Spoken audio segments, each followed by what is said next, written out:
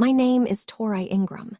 I was 32 years old when my family found out the truth about where I had been for the past 2 years. I remember standing in my mother's backyard, surrounded by 60 people I had not seen since I was 26.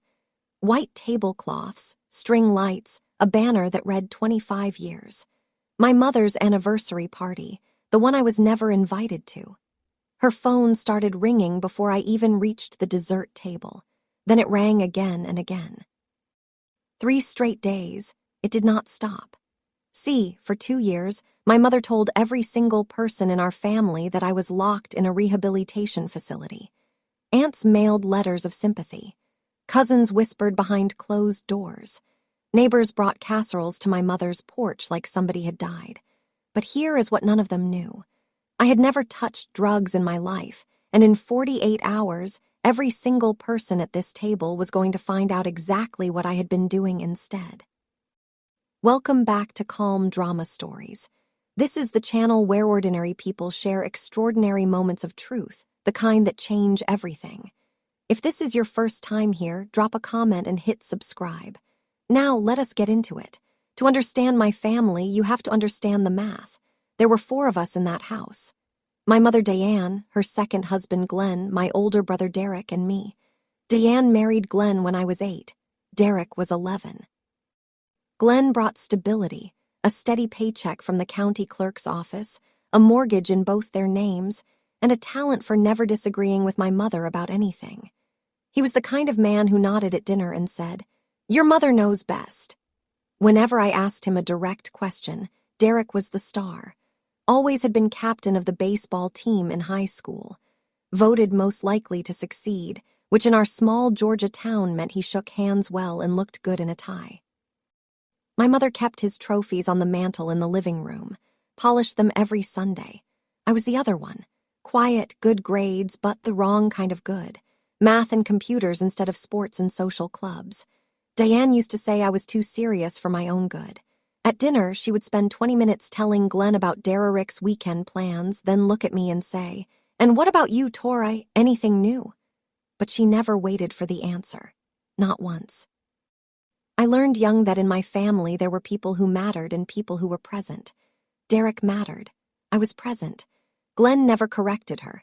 He would pour himself more iced tea and change the subject to weather or football. In 24 years, I never once heard him say my name without my mother saying it first.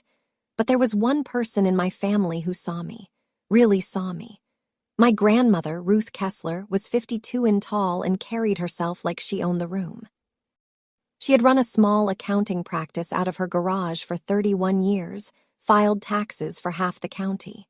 Every April, her kitchen table disappeared under stacks of W-2S and receipt envelopes.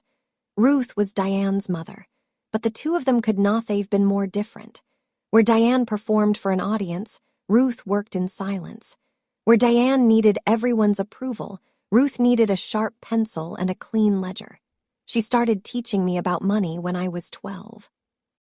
Not in big lectures, in small moments. "Tori, money you earn yourself is money nobody can take from you." She said it while balancing a client's books on a Tuesday afternoon. I remember because it was raining and the garage smelled like wet paper and coffee. When I turned 16, she gave me her pocket watch. It was small and brass, the kind you clip to a vest chain. The back was engraved with initials. I never learned the story behind. I tried to refuse it. "Grandmother, this is too nice for me." She looked at me over the top of her reading glasses. "Nothing is too nice for you, sweetheart. You remember that?" I clipped it to my backpack strap, carried it through high school, through college. It stopped keeping accurate time somewhere around my sophomore year, but I never replaced the battery.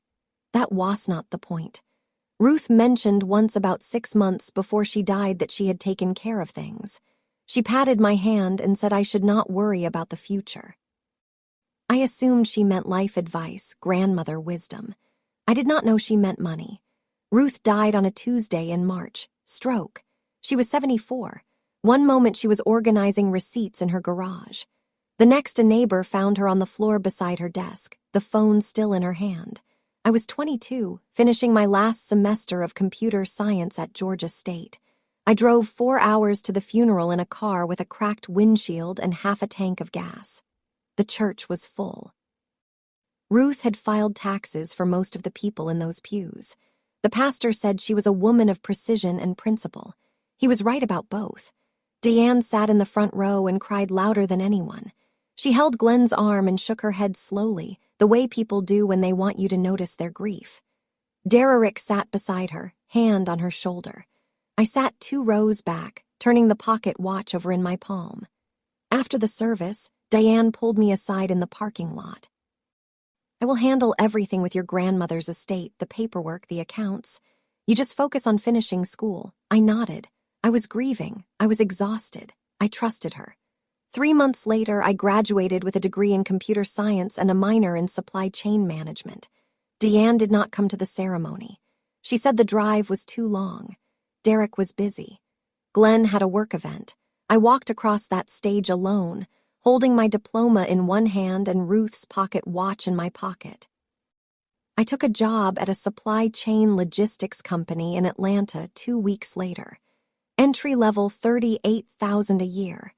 I did not know it then, but my mother had already begun spending what was mine. Derrick's business lasted 11 months. He opened an online furniture store the year after I graduated. Custom dining tables, reclaimed wood shelving, the kind of thing that looks good on a website but requires actual craftsmanship and inventory management, neither of which Derrick had ever demonstrated interest in. Within 6 months, he owed $47,000. Supplier invoices, a warehouse lease he could not break, credit card debt he had hidden from his wife. Diane called Glenn into the kitchen one evening. This I learned later, pieced together from bank records and one honest conversation with Margaret. She told Glenn they had to help Derrick. He will lose everything. Glenn asked the obvious question, "With what money?" Diane did not answer right away. She opened a folder on the kitchen counter. Inside was the trust document Ruth had set up 3 years before her death. A simple revocable trust, $40,000 earmarked for me for education, housing, or a business of my own. Ruth had named Diana as trustee because she trusted her daughter. It was the biggest mistake she ever made. Diane contacted the trust administrator. She filed paperwork claiming a medical emergency for the beneficiary. She signed her name as trustee. $40,000 moved into a checking account, then into Derrick's business debts in less than 72 hours. No one told me, not Diane, not Glenn, not Derrick, who accepted the money the way he accepted everything as something he was owed. The trust was empty before I ever knew it existed. Ruth's careful planning, her 31 years of filing taxes and saving money, her quiet promise that she had taken care of things, all of it dissolved into Derrick's failed furniture website, and I had no idea. 2 years into my job in Atlanta, I started thinking about Ruth's estate. Not because anyone told me to, because I was doing well enough at work to start thinking about buying a small condo, and I remembered Ruth saying she had taken care of things. I called Deanne on a Saturday morning. "Mom, did grandmother leave any paperwork for me? A savings account, maybe?" She mentioned once that she had set something up. There was a pause. The kind of pause that lasts 3 seconds but tells you everything. "Your grandmother did not leave anything significant, Tori. She had medical bills. You know how it is." I didn't know how it was. Ruth had been healthy her entire life until the stroke. She did not have medical bills. She had a garage full of organized filing cabinets and a reputation for paying every invoice within 48 hours. Something did not add up. I spent the next 2 weeks making phone calls I probably should have made years earlier. The county probate office, Ruth's bank, and eventually an estate attorney named David Phelps who charged $150 for a 30-a-nut consultation. David found the trust in 20 minutes. $40,000. Beneficiary, Victoria Ingram. Trustee Diane Ingram Holt. Status fully dispersed. Dispersed for what? I asked. Medical emergency. That is what the paperwork says. I sat in his office for a long time after he said that. I did not cry. I did not shout. I just sat there holding Ruth's pocket watch in my lap doing the math. $40,000. $11 months of Derrick's furniture store, a medical emergency that never happened. I called my mother that night. She did not pick up. She picked up the second time I called 3 days later. I told her I knew about the trust. I told her I had spoken with an attorney. I asked her directly where the money went. Tori, you are making this into something it is not. I flew home that weekend. I sat at the kitchen table, the same table where Diane used to list Derrick's accomplishments while I ate in silence. Glenn was there. Derrick was there. Diane had called them both. 3 against 1. I should have expected it. How dare you accuse me of stealing, Diane said, tears already running. After everything I have done for this family, after everything I sacrificed when your grandmother was sick. Grandmother was not sick. I said she had a stroke. She died the same day. Glenn put his hand on the table. Your mother has done everything for you, Tori, everything. I looked at Glenn, 24 years. And that was the most conviction I had ever heard in his voice. He was defending the lie, not me, never me. Derrick leaned back in his chair. You always make everything about money. It is exhausting. I looked at my brother, the man who had taken $40,000 my grandmother set aside for me, spent it on a business he ran into the ground and never once mentioned it. 3 people, 1 table, 1 unified front. I understood then that I was not going to win this argument. Not here, not with them. The math was against me. I stood up from the table. I folded my napkin and I walked out the front door. I did not slam it. I did not say goodbye. I just left. That was the last time I spoke to my mother for 2 years. 3 months after I walked out of that kitchen, an email arrived from Jonas Bremer. Jonas was a German logistics engineer I had met at a supply chain conference in Chicago the year before. We had spent 45 minutes arguing about route optimization algorithms at a hotel bar. He remembered me. We are building something in Berlin, he wrote. Small team, big problem. I need someone who thinks in systems. Interested.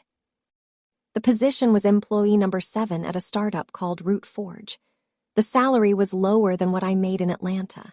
The equity package was generous, but equity in a 7% company is just a number on paper until it is not. I said yes in 48 hours. I sold my car. I packed 2 suitcases. I canceled my lease in Atlanta and booked a one-way flight to Berlin for the 2nd week of January. Before I left, I did 3 things. I blocked my mother's phone number. I blocked Derrick's phone number. I did not block Glenn's because Glenn had never called me in his life, and I did not expect him to start. The only family contact I kept was Aunt Margot, Diane's younger sister. Margot was 52, a retired school teacher in Savannah and the closest thing to a reasonable person in the Ingram orbit. We exchanged emails every few weeks, short surface level. Work is good. Weather is fine. Nothing that would make it back to Diane. I did not tell my mother I was leaving the country. She had lost the right to know. On the morning I flew out, I sat at the gate at Hartsfield-Jackson, holding my passport in one hand and Ruth's pocket watch in the other. I was 26 years old, and I owned nothing but 2 suitcases and a brass watch that did not keep time. It was enough. Here is the part I did not learn until much later. I am telling it now because you need to understand what was happening on the other side of the ocean while I was rebuilding my life. The first time someone asked Diane where I was, it was Aunt Dorothy. Dorothy was Ruth's older sister, 81 years old, sharp as a tax audit, and the kind of woman who asked direct questions. She called Diane 2 weeks after I left. Where is Tori? I called her Atlanta number. It is disconnected. Diane could have said anything. She could have said, I moved. She could have said, I took a job overseas. She could have told the truth, that her daughter walked out after discovering the trust fund was empty. Instead, she cried. And then she said 5 words that would follow me across an ocean and into 60 mailboxes. She's getting the help she needs. Dorothy paused. What kind of help? Rehabilitation. Diane's voice cracked, just right. She has a problem, Dorothy. We found out last year. Glenn and I have been dealing with it privately. Within a week, the entire family knew. Diane told Margot. Glenn confirmed it at a church potluck. Derrick posted in the family group chat, please keep my sister in your prayers. She is going through a difficult time. The letters started arriving at Diane's house within the month, cards with floral borders. Handwritten notes on lined paper. Dear Tori, we are thinking of you. Dear Tori, there is no shame in asking for help. Dear Tori, your mother is so brave for being honest about this. Diane collected every one of them. She stacked them in a shoe box on the shelf in my old bedroom. 14 letters in total. She never forwarded a single one. Berlin in January felt like arriving on a different planet. The apartment was a third-floor walk-up in Kreuzberg. One room, a kitchen the size of a closet, and a window that faced a courtyard where someone played accordion at odd hours. The heat worked intermittently. The shower took 4 minutes to produce warm water. I loved it immediately. Root Forge operated out of a converted warehouse in Mitt. Exposed brick, concrete floors, 7 desks pushed together in a circle. Jonas had written the original routing algorithm on a whiteboard that took up an entire wall. The whiteboard was still there when I arrived. Formulas half erased, coffee rings in the corners. The team was small and serious. 2 other engineers, a product designer, a sales lead, and Jonas. Nobody asked me about my family. Nobody asked me where I came from or why I left. In Berlin, people respected silence. They assumed you had your reasons. On my second day, Jonas walked me through the technical debt in the codebase. It was significant. 3 years of patches stacked on top of a core architecture that had been built for a different product entirely. We need to rebuild, he said. I need someone who can think about this like a supply chain. Input, output, flow. I sat down at my desk, opened my laptop, and started mapping dependencies. It felt like the first real work I had done in months in Berlin. I was not Diane's difficult daughter. I was not Derek's inconvenient sister. I was not the girl whose grandmother's money vanished. I was just Tori, employee number 7, the one who stayed late and asked good questions. And for the first time in a long time, that was enough. The first 6 months in Berlin were the loneliest of my life. I worked 14 to 18 hours a day, not because anyone asked me to, because the code needed it, and because sitting alone in my apartment with nothing but a brass pocket watch and a single lamp was worse. I ate the same thing most days. Doner kebab from the stand on Iranian Stasa, 350 euros. The man who ran it started recognizing me by my order. Extra onion, no sauce, sparkling water. I learned German slowly, enough to buy groceries, read street signs, say thank you in a way that did not make people WSC, not enough to have a real conversation. At night, I sat on the floor of my apartment with my back against the wall and held Ruth's pocket watch. I turned it over in my hands, ran my thumb across the engraved initials on the back. The watch had not kept time in years, but I wound it anyway. The clicking sound was the closest thing I had to company. I thought about Ruth constantly, what she would say if she could see me, whether she would be proud or worried, whether she knew at the end what Diane was going to do with the trust. I did not cry. I had done my crying in Atlanta. In Berlin, I worked. One evening, an email came from Margaret. Everyone misses you. Your mother says you are doing well. I read that sentence 3 times. My mother says you are doing well. What had she told Margaret? That I was in rehab, that I was recovering? I almost replied to ask, but I stopped myself. I was not ready to open that door. I closed my laptop and wound the watch again. 8 months in, Root Forge almost died. Our largest client, a German parcel delivery network, pulled their contract after a merger with a competitor. That was 60% of our revenue, gone in one Conferencecycle. The board gave Jonas 4 months to show growth or shut down. Jonas called a team meeting in the warehouse at 7 in the morning. He stood in front of the whiteboard, erased everything, and picked up a marker. We have 2 choices. We find 3 new clients who want what we already built, or we build something nobody else has. I had been thinking about this for weeks. The legacy routing system we had was fine for large fleets, but the real gap in the market was last-mile delivery. The final stretch from warehouse to doorstep. Nobody had cracked it efficiently. The routes were too complex, the variables too unpredictable. Weather, traffic, customer availability, returns. I raised my hand. I have an idea. I spent the next 45 minutes at the whiteboard drawing an architecture I had been sketching in my notebook for 3 months.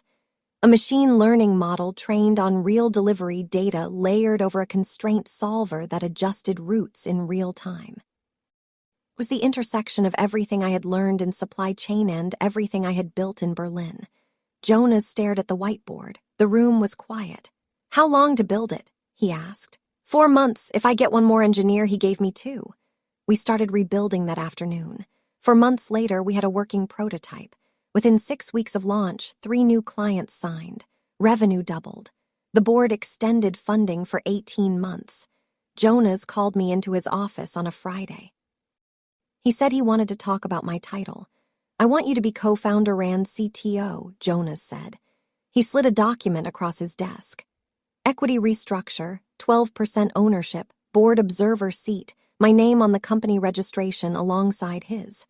I read every page, not because I did not trust Jonas, because Ruth had taught me that you read every page, every time. No exceptions. I signed it in the same warehouse where I had started as employee number 7.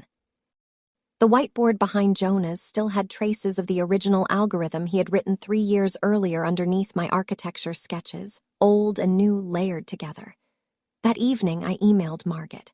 I kept it brief, the way I always did. "Work is going very well, got a promotion of sorts. How are you?" Margaret replied the next morning. "Oh, Tori, I am so glad. Your mother will be relieved." I stopped scrolling, read it again. "Your mother will be relieved." "What do you mean relieved?" I wrote back. 20 minutes passed, then an hour. Then Margaret replied, and her message was shorter than usual. "I just mean she worries about you. You know how she is. I did know how she was. That was precisely the problem. Diane did not worry. Diane managed. She managed Glenn. She managed Derek. She managed the Christmas card list. And she managed the version of reality that made her look like the best mother in the room. Something was wrong. I could feel it the way you feel a change in air pressure before a storm. Not visible yet, but there I closed my email. I went back to work, but I kept thinking about that word. Relieved. As if my mother knew something about my situation that I did not. Before I tell you what Aunt Margaret said next, if you have ever been the one person in your family whose story got rewritten without your permission, drop a comment. I want to hear from you. And if this is your first time here, hit subscribe. You do not want to miss what happens at that anniversary party. 3 weeks after that email exchange, Margaret sent me a package. Not an email, a physical package forwarded from her Savannah address to my Berlin apartment via international mail. It arrived in a padded manila envelope with too much tape. Inside were 14 letters, cards with pressed flowers on the covers, handwritten notes on lined stationery, a sympathy card with a dove on it, a postcard from Uncle Frank with black handwriting that leaned right, a 2-page letter from Aunt Dorothy on cream-colored paper that smelled faintly of lavender. Every single one was addressed to me. Every single one had been mailed to Diane's house, and every single one contained some version of the same message. "Dear Tori, I pray every night for your recovery. Dear Tori, there is no shame in getting help. Dear Tori, your mother is so strong, I do not know how she does it. I sat on the floor of my apartment at 2 in the morning, reading them one by one. My hands were steady, my breathing was even, but something inside my chest had gone very quiet. The way a room goes quiet before someone speaks." Margaret had included a note, 3 sentences. "I found these in your old bedroom when I visited Diane last month. She never sent them to you. Tori, your mom keeps saying she is getting the help she needs. Viewed are you actually in rehab? 14 letters. 14 people who thought I was a drug addict, and not one of them had asked me. I set the letters down on the floor side by side like evidence in a case I had not known I was building. I called Margaret the next morning video call. It was 9 in the morning in Berlin, 3:00 in the morning in Savannah, and Margaret picked up on the second ring because she was already awake waiting. She saw my face first, then the office behind me. Monitors, whiteboards, a standing desk with a coffee mug that said Route 14 blue letters. "Oh my God," she said. "You are at work." "I am at work, Aunt Margaret. I have been at work for the past 18 months in Berlin at a technology company." Her hand went to her mouth. You are not in rehab. I have never been in rehab. I have never used drugs, not once in my life. Margaret started crying, not the performative kind, the way Diane cried, the kind where your shoulders shake and you cannot stop it. She told me everything. How Diane hadgled Dorothy first, then Margot, then Uncle Frank, then the neighbors. How Glenn had confirmed it at a church potluck. How Derrick had posted in the family group chat asking everyone to pray. She said it at every family dinner. Margaret whispered, Thanksgiving, Christmas, Easter brunch. Anytime someone asked about you, she would get this look on her face and say she's getting the help she needs. 2 years, every holiday, every gathering, the same 5 words delivered with the same practiced tremor in her voice. I asked Margaret one question. Did anyone try to contact me directly? Did anyone call my phone, send an email? Margaret was quiet for a long time. Diane told us not to. She said the treatment center advised no outside contact during recovery. I nodded. Of course she did. My mother had not just lied about me.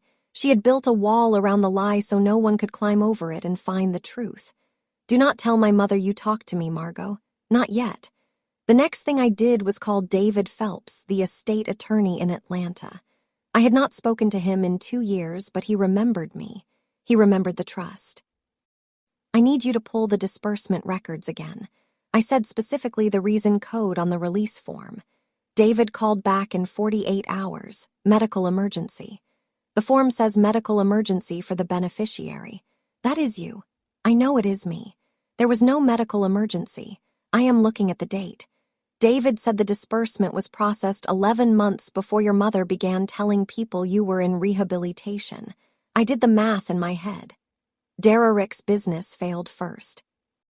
Diane took the trust money to pay his debts, claiming a medical emergency that never happened. Then months later, when I disappeared and people started asking questions, she invented the rehab story. But here is what made it worse. The rehab lie was not just a cover for my absence. It was retroactive justification for the trust disbursement. If Tori was a drug addict, then of course there was a medical emergency. If Tori needed rehabilitation, then of course the money was spent on treatment. The lie protected the theft. The theft funded the lie. My mother had built a closed loop. One crime explained the other. And as long as nobody talked to me directly, the whole thing held together like a locked box. I sat at my desk in the Root Forge office after that call. The rest of the team had gone home. The warehouse was dark except for my monitor.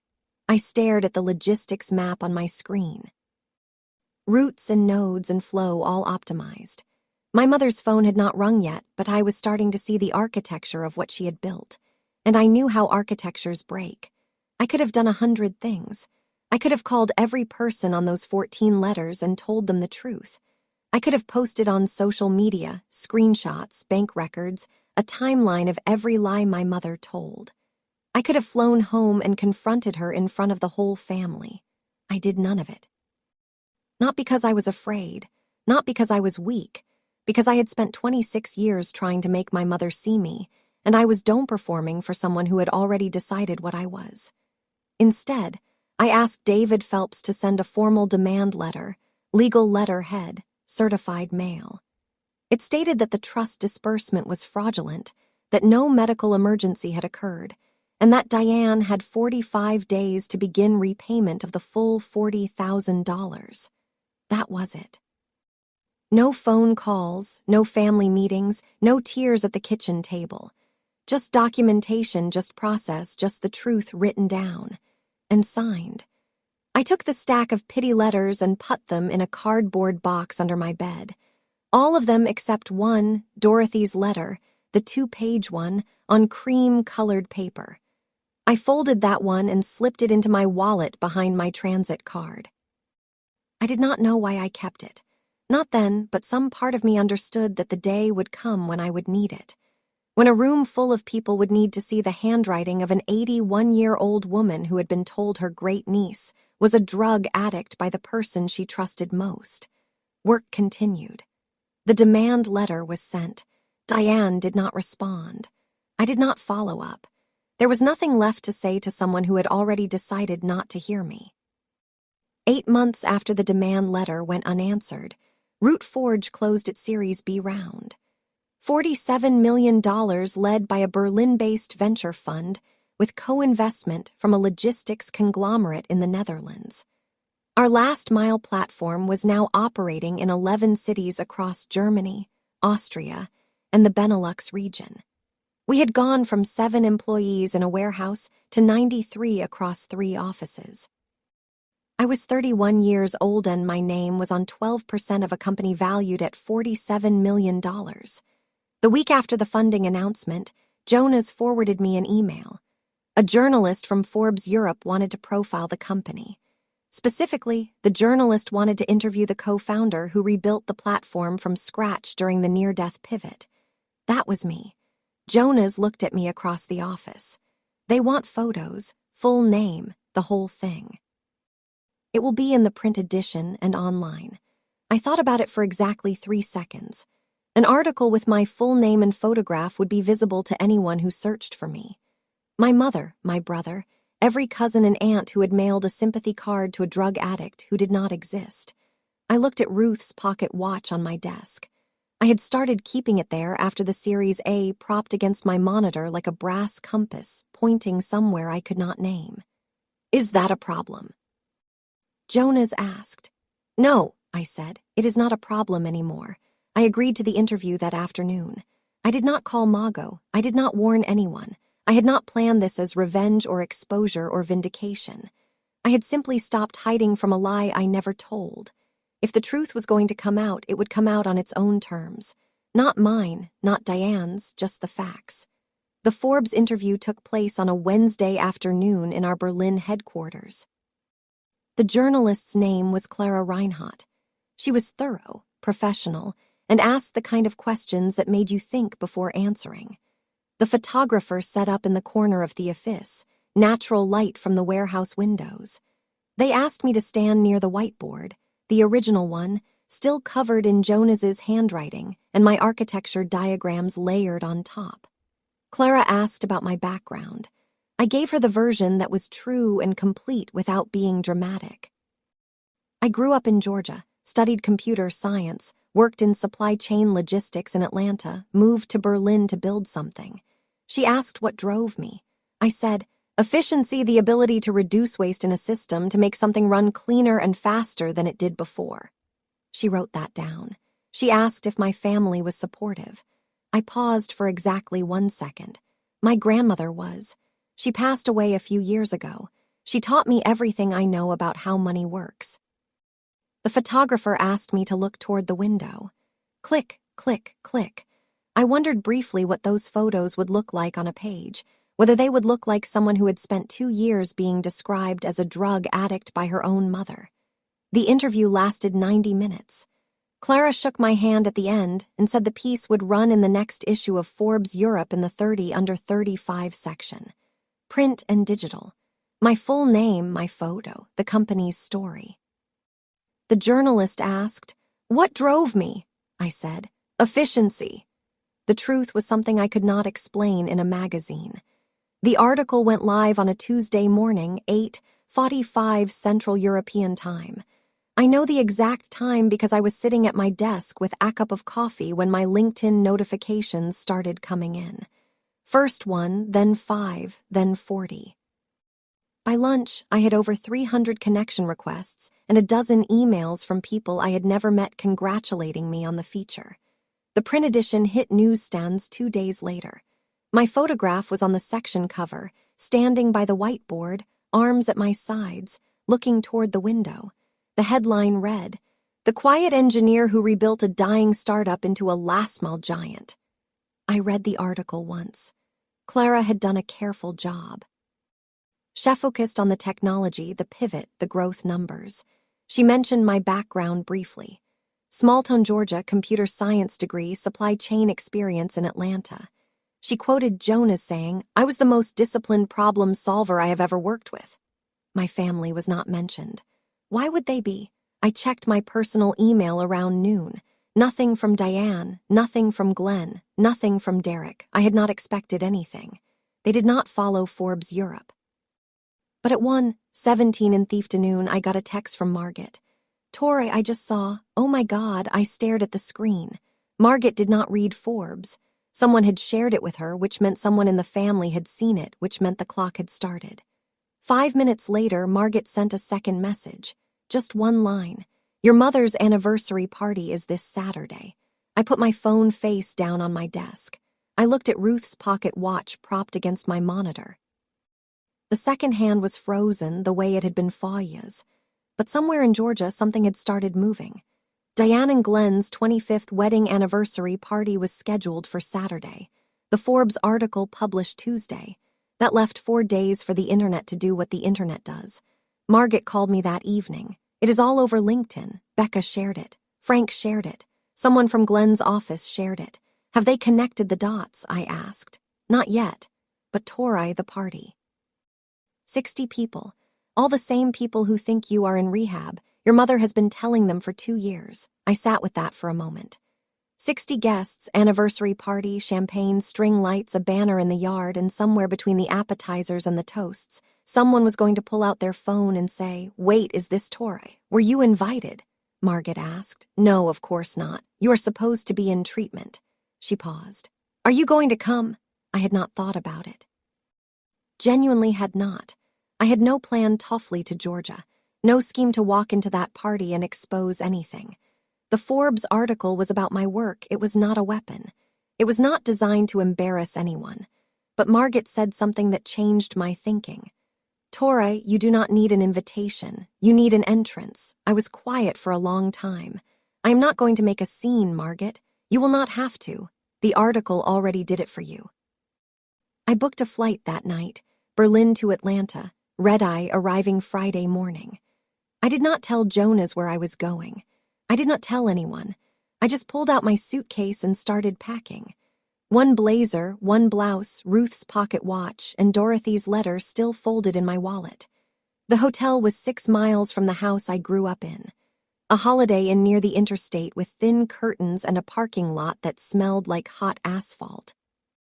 I checked in Friday morning, slept until noon, and spent the afternoon doing exactly nothing. I ironed my blouse in the hotel room, white cotton, no pattern. I laid out the gray blazer I had bought in Berlin Forbes meetings. Black trousers, simple flats. I clipped Ruth's pocket watch to my wrist with the leather strap I had bought in Kreuzberg. It looked more like a bracelet than a watch now, but anyone who knew Ruth would recognize it. I did not bring binders of evidence. I did not bring printouts of the trust fund disbursement. I did not bring a lawyer or a speech or a list of grievances. I was not going to prove anything to anyone. I was not going to stand in front of 60 people and recite what my mother had done. I was just going to show up. That was all. The truth was already published. It had a headline, a photograph, and a circulation of 400,000 readers. I did not need to say a word. That evening, I drove past the house slowly, like a stranger passing through. The banner was already up. "Happy 25 years, Diane and Glenn," in silver letters across the front porch. Folding chairs stacked in the driveway, a catering van in the side yard. I kept driving back to the hotel. I ordered room service, a turkey sandwich, and a bottle of water. I ate sitting on the edge of the bed. Then I called Jonas. "Wish me luck." He laughed. "You do not need luck, Tori. You have data." I smiled. It was the first time in 2 years. Saturday morning felt like standing at the edge of something. Not a cliff, something quieter. Like the moment before you open a door you have not opened in years and you are not sure what the room looks like anymore. I woke at 6, showered, dressed, stood in front of the hotel mirror and looked at myself for a long time. Short hair. I had QT'd in Berlin. A sharp chin-length bob that Ruth would have approved of. Clear eyes, steady hands. I did not look like someone who had been in rehab. I did not look like someone who needed pity letters. I looked like someone who had been building something in a warehouse on the other side of the world, which was exactly what I was. The party was set for 6:00 in the evening. That gave me 12 hours of waiting. I spent them poorly walking around the hotel room, rereading Clara Reinhardt's article on me phone, checking my email for messages from Diane that were never going to come. At 4, I drove to a coffee shop 3 blocks from the house, sat in the parking lot with the engine off, watched neighbors walk past with covered dishes and gift bags, saw Uncle Frank's red pickup truck pull into the driveway, saw Derek arrive with his wife in a silver sedan. I watched from behind my sunglasses and felt nothing dramatic. No racing heart, no sweaty palms, just a flat, clear awareness that I was about to walk into a room full of people who thought I was someone I had never been. At 5:45, I started the car, drove the 3 blocks, parked on the street 2 houses down. I took a breath, checked the pocket watch on my wrist, touched Dorothy's letter in my wallet. Then I got out of the car. The backyard looked exactly the way I remembered it, except decorated. White tablecloths on long, folding tables. String lights crisscrossing from the porch to the oak tree. A playlist of soft, classic rock playing from a speaker on the railing. A buffet table along the fence with aluminum trays and a 3-tier cake that said 25 years of love. 60 people, maybe more. I recognized most of them from the side gate where I was standing, still out of sight. Uncle Frank in his usual flannel shirt holding a beer. Aunt Dorothy in a blue cardigan, sitting in a lawn chair with a plate of day-old eggs on her knee. Cousin Becca, 24, scrolling through her phone.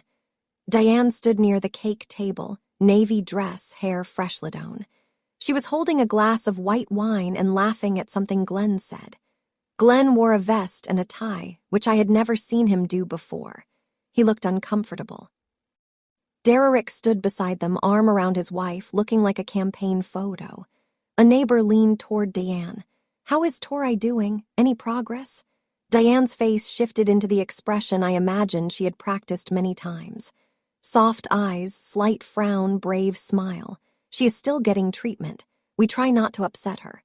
The doctors say she is making progress, but these things take time. The neighbor nodded sympathetically.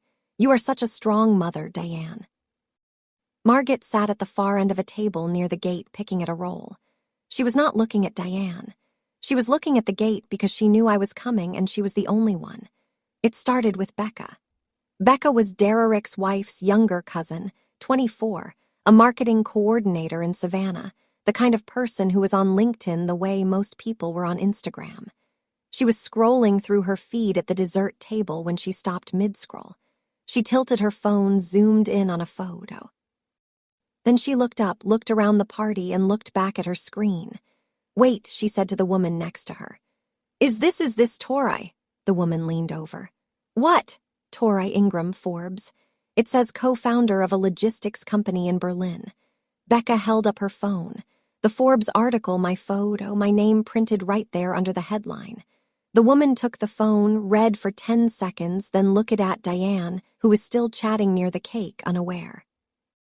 Within 3 minutes, 5 more phones were out. Uncle Frank was squinting at his screen, holding it at arm's length. Dorothy had asked the person next to her to read the article out loud. 2 of Glenn's colleagues from the county clerk's office were Google searching my name. The whispers started at the edges and moved inward like water, filling a room from the baseboards up. Forbes Berlin. She is a co-founder. $47 million valuation. Wait, I thought she was in rehab. That last sentence, I could almost hear it from where I stood behind the gate. The 6 words that meant Diane's 2-year lie had just met reality. Diane had not noticed yet. She was refilling her wine glass, but Frank was looking at her now, and his expression had changed from casual to something harder, something that looked like arithmetic. And then the side gate opened. I did not rush. I did not pause for effect. I just walked through the side gate the way you walk into any room. 1 foot, then the other, steady and even. White blouse, gray blazer, black trousers. Ruth's pocket watch on my left wrist, the brass catching the late afternoon light. 60 people turned to look at me. Some recognized me immediately. Some took a moment. A few had no idea who I was. Glenn's work friends, neighbors who had moved in after I left. But the people who knew me, the aunts, the uncles, the cousins who had signed those letters, they stared. Uncle Frank sat down his beer. Dorothy's fork stopped halfway to her mouth. Becca held up her phone again, looking between the Forbes photo and the woman standing in the yard. The music kept playing. That detail stayed with me. Bruce Springsteen on the speaker, singing about glory days while 60 people tried to figure out why the drug addict looked like she had just walked off a magazine cover. Diane saw me last. She had been facing away, talking to the neighbor about the cake. She turned because the yard had gone quiet. And when she saw me, the wine glass in her hand trembled. Not fell, trembled. "Tori!" I walked toward her, not fast, not slow. I stopped at a comfortable distance, close enough to speak, far enough that she could not reach for my arm. "Hi, Mom, happy anniversary." 60 people stared at me. Not one of them expected to see a drug addict in a blazer. Diane opened her mouth, closed it, opened it again. She looked at Glenn. Glenn looked at the ground. I stood still and waited. I had gotten very good at waiting. Uncle Frank was the first to approach. He walked across the lawn with the slow deliberation of Ammon choosing his words carefully. "Tori," he said, "you look wonderful." There was confusion in his voice. He was looking at me the way you look at someone who should be somewhere else, somewhere institutional. "Thank you, Uncle Frank. I have been well. You have been." He stopped. Becca appeared beside him. "Phone out. Is this you?" She turned the screen toward me. Forbes Europe. My photograph.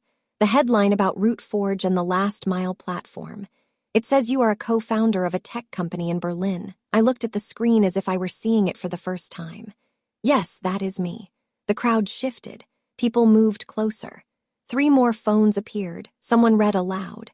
Tori Ingram, 31, co-founded Route Forge after joining as employee number 7. A woman from Glenn's office looked up from her phone. Wait, this is her. The one who was in. She stopped herself, but everyone heard what she almost said. Diane's phone buzzed in her handbag on the table. Then it buzzed again. A colleague of Glenn's had just texted her the article link. A neighbor had forwarded it from LinkedIn. Her phone was beginning the 3-day marathon it would not finish. Diane looked at Glenn. Her face had gone pale in a way that makeup could not cover. Glenn's jaw was tight. He was holding his vest button like a man bracing for impact. Derrick stepped forward. What is going on? He had not checked his phone yet. He did not know. Check LinkedIn, Becca said. She did not look at Derrick when she said it. She was still looking at me. Dorothy stood up from her lawn chair. She did it slowly, the way 81-year-old women do, but there was nothing frail about the look on her face. "Diane," she said, her voice carried across the yard. The music had stopped. Someone had turned off the speaker. "Diane, you told us she was in rehab." The yard went silent. Not awkward silent, courthouse silent. Diane started shaking her head. "Dorothy, I was trying to protect. You told us she is getting the help she needs." Dorothy's voice did not waver. "For 2 years, Diane, every holiday, every phone call, she's getting the help she needs." Those were your exact words. I reached into my wallet. My fingers found the letter. Cream-colored paper folded into thirds. Dorothy's handwriting. I opened it and held it so Dorothy could see. "Dear Tori, I read one line, just one. I pray every night for your recovery." Dorothy looked at the letter. Then she looked at Diane. Then she looked back at me. "I have never been in rehab, Aunt Dorothy." My voice was steady, quiet, the same volume E used in board meetings. "I have never used drugs, not once. I was in Berlin building a company." Nobody spoke. The string lights swayed in the breeze. Diane's phone buzzed again from her handbag and again. Diane's eyes filled with tears. "You do not understand. I was trying to protect this family. You just left, Tori, you left. And everyone was asking questions and I did not know what to say. You could have said, 'I moved.'" That sentence landed like a stone in still water. Simple, factual, devastating, because she could have. She could have said, "I took a job." She could have said, "I went overseas." She could have said the truth, but the truth did not make Diane look like a brave, sacrificing mother. The truth made Diane look like a woman whose daughter had walked away. And Diane could not bear that, so she chose rehab. She chose to make me a cautionary tale instead of a person who had left. Diane turned to Glenn. Her face was crumbling the way a structure crumbles. Not all at once, butte in stages, one support beam at a time. "Say something, Glenn." Glenn stood there with his hands at his sides. He opened his mouth. He closed it. He looked at the ground and kept looking at it. 25 years of nodding and pouring iced tea. And this was the moment it finally ran out. He said nothing. Derrick stepped forward. "Tori, this is Mom and Dad's party. You are ruining it." Uncle Frank turned on him so fast that Becca took a step back. "She is ruining it. Your mother lied to all of us for 2 years. Derek, that is not, it is not that simple." "Then when is it simple? When was it the time to tell us the truth?" Derek had no answer. His wife touched his arm and he shook it off.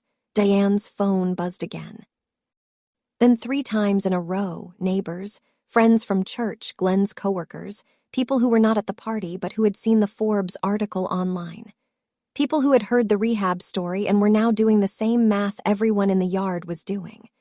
Diane grabbed her handbag from the table. The phone was still buzzing inside it. She pressed it against her stomach as if she could muffle it. Then she turned and walked toward the house fast, heels clicking on the patio stones. Glenn followed her. The screen door closed behind them. The yard stayed quiet for a long time. 60 people standing around a cake that said 25 years of love, holding plates of food nobody was eating. Diane's phone kept ringing from inside the house. We could all hear it through the kitchen window. It did not stop. I did not follow my mother inside. I had not come here to chase her. I had not come here to win an argument or force a confession. I had come here to exist in a space she had erased me from. That was enough. I turned to Margaret first. She was standing by the gate, crying quietly, clutching a napkin. I hugged her. She held on for a long time, then I walked to Dorothy. I put my hand on her shoulder. "Thank you for your letter, Aunt Dorothy. It meant more than you know." Dorothy took my hand and squeezed it. She did not say anything. She did not need to. I looked at Derek across the yard. He was standing alone near the buffet table, arms crossed, jaw tight. I met his eyes. I did not say a word. Neither did he. Then I walked out through the side gate the same way I came in.